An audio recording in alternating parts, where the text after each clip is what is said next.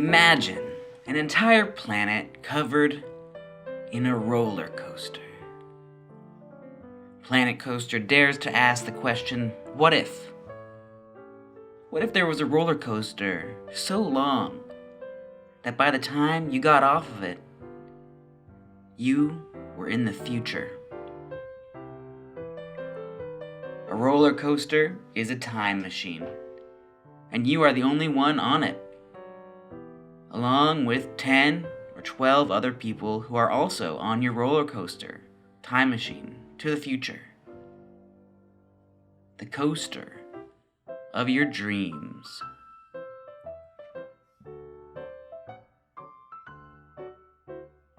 When we ride on roller coasters, we don't just sit in a seat. That's what a theater is. The seat moves, and you move with the seat. You and the seat moving in unison, like a conga line, with 10 or 12 other people all screaming at you. The conga line of time, the conga line of your dreams. A roller coaster goes up, and then it goes down. Almost always, that is how it goes on a roller coaster. I've never been on a roller coaster which goes down first, but there is really no reason a roller coaster couldn't do that. If the line was really high up, you could start by going down. Or, if the roller coaster went underground, that could work too. A roller coaster is different than a train. Trains go forward, and sometimes they go backwards too. But a train never goes upside down. That is preserved for roller coasters. A roller coaster is also not an elevator. Roller coasters do not go side to side, though it might be fun if they did. If someone invented a roller coaster that went side to side, I would go on that roller coaster. That would be a cool roller coaster. The roller coaster of my dreams. I like roller coasters.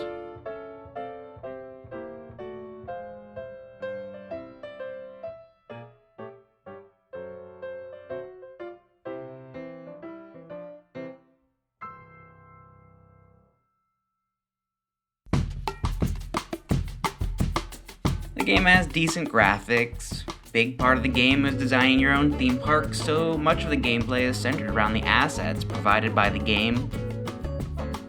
Similar to games such as The Sims and Animal Crossing, the player is tasked with creating their own areas from the bottom up. It seems to me that with the basic game, there are only a few themes from which the player can choose. However, since its release, the new asset packages have been added on as DLCs in order to add variety.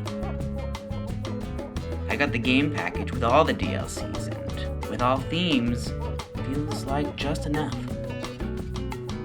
I think without the DLCs, the game would be a bit too minimal. The player can also create their own assets, though it's a somewhat difficult process on the PlayStation. I give the game an 8.5 out of 10 for visuals with the DLCs. Without them, I'd probably put it more around a 7 out of 10. You are a creator of parks. Whatever you dream will be, assuming you have the budget for it and the required physical space. At your core, you are a business person, and whether your park succeeds or fails and withstands the test of time, and whether it lives up to your expectations depends on how well you make and run your park. The rest of the narrative is minimal. It does not get in the way of the game, nor does it do too much to entice the player onward. Your motivation, therefore, will also depend on yourself. Hopefully you picked this game because you like to make theme parks. 8 out of 10.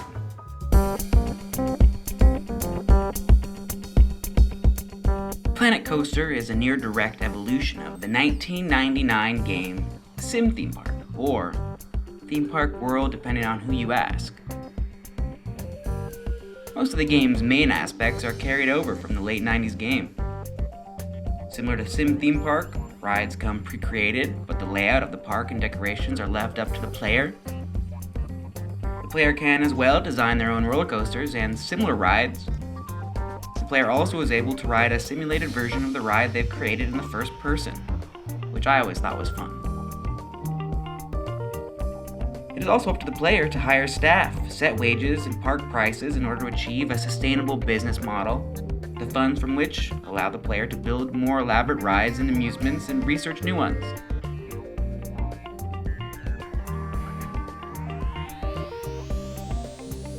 In most areas of Planet Coaster, there are major improvements from the original 90s game, with some exceptions. Sim Theme Park offered 4 settings to create, including an insect fantasy land, dinosaur land, Halloween world, and a space zone. With all the DLCs, Planet Coaster has spooky settings, pirate settings, fantasy settings, sci-fi settings, and more traditional options, including classic park themes and studio themes. So no Dino Land in this one, unfortunately. The game does, however, offer the player the ability to create their own assets. The asset creator is a bit clunky and hard to use, but theoretically the player should be able to create any number of themes on their own, with enough effort, to some extent anyway.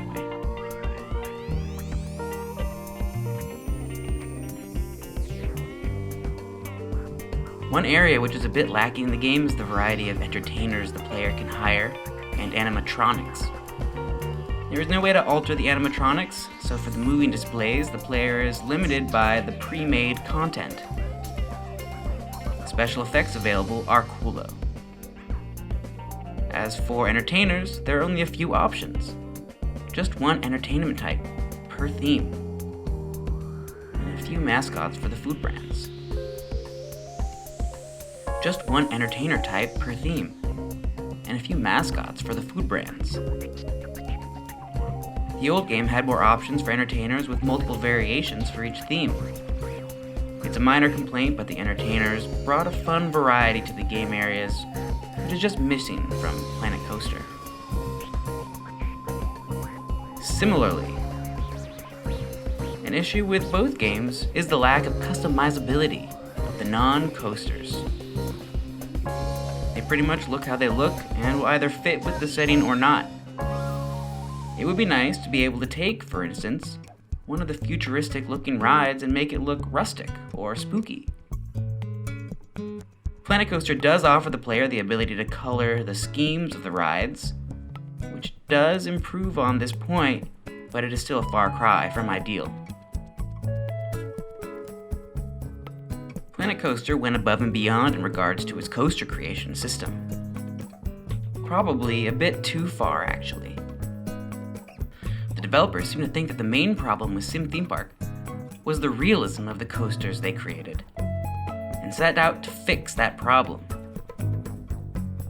Unfortunately, Planet Coaster's dogmatic obsession with realism takes all the fun out of the coaster creation.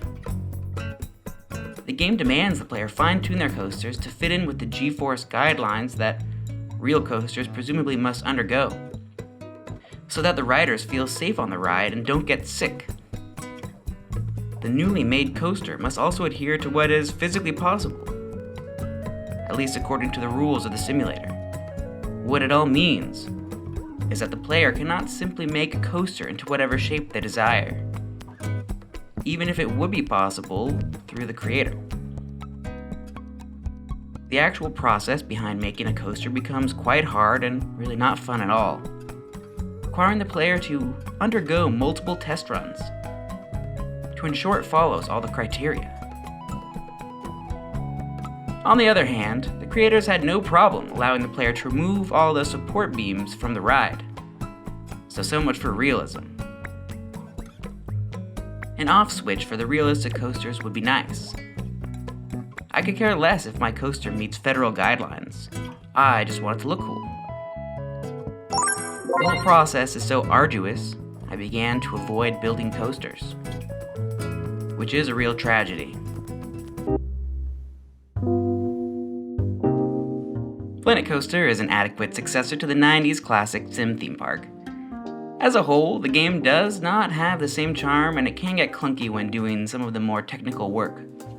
However, ultimately, the game also presents more options than the original, with the DLC anyway. Still, the game could use some fine-tuning in easing the coaster and asset creation process and bringing more assets into the game. Even with the DLC, there never felt like there was a plethora of options. You might enjoy this game if you like the original Sim theme park game or other sim games and management games. You might also like the game if you enjoyed design-oriented games like Animal Crossing. Don't play this game if you want action, adventure, or a compelling story. The game is more like an elaborate toolkit or sandbox. To the developers, I'd recommend getting rid of the red tape surrounding the coaster creation process, and just letting the player go wild. Create too much friction and a coaster will never run properly. I give Planet Coaster an 8 out of 10, and a sheet of sand paper.